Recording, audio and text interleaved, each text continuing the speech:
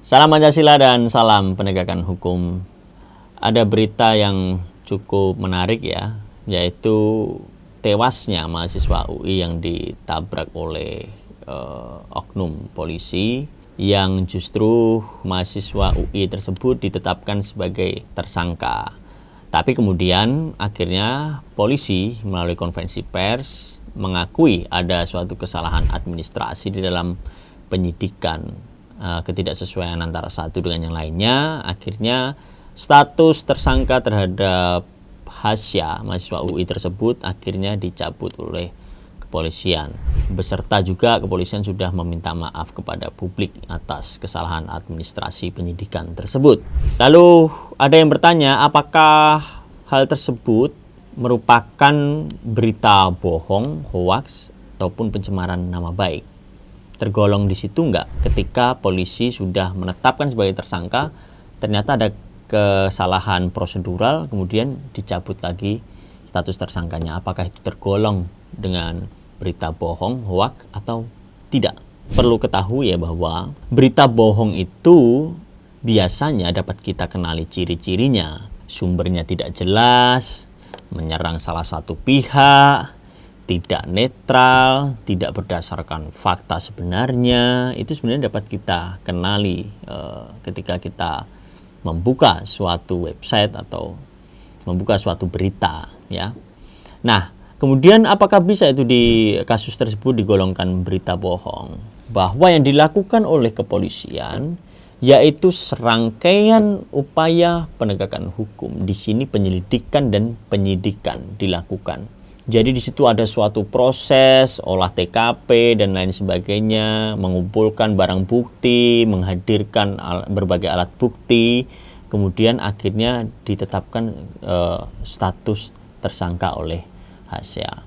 Nah, hasil rekonstruksi penegakan hukum yang dilakukan oleh kepolisian ini bukan merupakan bentuk berita ya, tetapi hasil rekonstruksi, bukan berita. Ya, ini harus ditekankan dulu.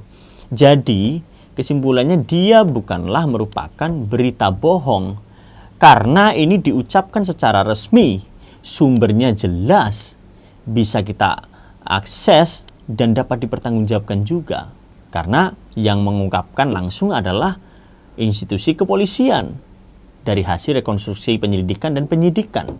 Tetapi memang betul di situ ada kesalahan prosedur mengenai atau berdasarkan peraturan kepolisian nomor 6 tahun 2019 tentang penyidikan. Itu ada kesalahan administrasi menurut kepolisian di situ. Nah, bagaimana lalu upayanya? Ya bisa saja kemudian dari hasil evaluasi terhadap pencabutan status tersangka Hasya ini, kemudian polisi-polisi atau penyidik atau penyelidik yang sudah memeriksa meneliti kasus tersebut akhirnya dipanggil secara internal, kemudian dibina oleh kepolisian. Agar apa? Agar nanti kelak jangan sampai melakukan hal yang sama lagi. Mengenai bentuk binaannya seperti apa, yaitu terserah dari internal kepolisian. Sehingga apapun nanti bentuknya itu dapat dipertanggungjawabkan secara hukum maupun di depan publik. Karena kepercayaan masyarakat itu berharga dan moralitas publik itu berharga betul bagi penyelenggara pemerintahan dan negara. Tanpa adanya kepercayaan publik, maka negara dan pemerintah mengeluarkan hasil produksi aturan apapun tidak akan diterima dan ditolak mentah-mentah. Ketika tidak ada kepercayaan publik, maka kepercayaan publik itu mahal harganya. Poin selanjutnya, sahabat Rumah Pancasila, apabila keluarga dari Hasya merasa tidak terima terhadap hasil ditetapkannya Hasya sebagai tersangka, maka dia dapat menggugat kepolisian itu di pengadilan ya, sehingga hak-hak apa yang dilanggar dari keluarga itu dapat disampaikan di dalam suatu surat gugatan mengenai perbuatan melawan hukum kalau memang merasa haknya itu dirugikan. Tetapi yang perlu kita tahu bahwa status Hasya sudah dicabut sebagai tersangka dan itu direspon positif oleh keluarganya. Maka ya persilahkan saja keluarga mau menggunakan haknya atau tidak, itu kan bisa saja keputusan dari keluarga mau menggunakan haknya atau tidak dalam mengupayakan upaya hukum.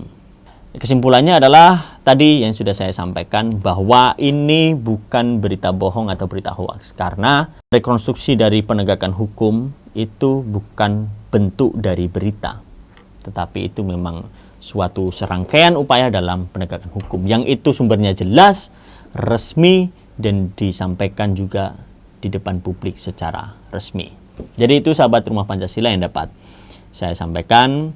Tetap menegakkan hukum secara netral, tidak berpihak, dan adil, agar kepercayaan masyarakat itu tumbuh dan budaya hukum bangsa Indonesia juga tumbuh ke arah yang lebih baik. Jangan lupa tetap tonton terus video Rumah Pancasila yang di-upload di YouTube, TikTok, maupun Instagram. Jangan lupa buka mata, buka telinga, dan buka hati kita. Salam Pancasila dan salam penegakan hukum.